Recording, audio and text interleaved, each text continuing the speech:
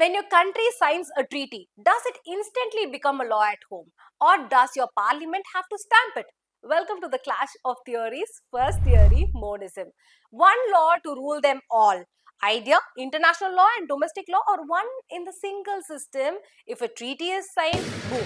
It's a part of international law, no extra steps. Real life example is in Netherlands, the constitution says international treaties automatically apply to its citizens. In this case, Mr. Costa, an Italian citizen, challenged Italy's nationalization of electricity company, claiming it violated European communal law. The European Court of Justice held that EU law has supremacy over conflicting national laws for the member states. What do you get from this? Once you are in EU law automatically applies and overrides domestic laws without further legislative action.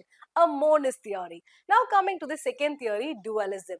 Two separate worlds. Idea, international law and domestic law are different. A treaty isn't binding inside the country until parliament passes it. Real life example, India Article 253 clearly says parliament must make a law to implement the treaties. Let's see this case.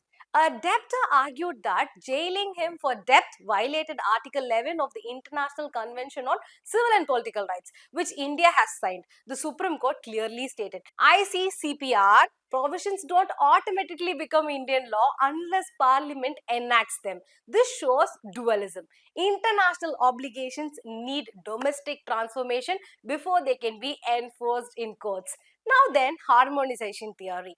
Courts try to interpret domestic law in harmony with the international law unless there is a clear conflict. A real life example is Vishaka was the state of Rajasthan. Honorable Supreme Court used CEDA guidelines to frame sexual harassment rules even without a specific law. And finally, we have transformation theory versus incorporation theory. A simple thing, transformation means treaty must be transformed into the domestic law. Incorporation means treaty is automatically incorporated. So monism says one law, dualism says two laws, and harmonization says let's get along. And the court keep juggling these to make justice global and local at the same time.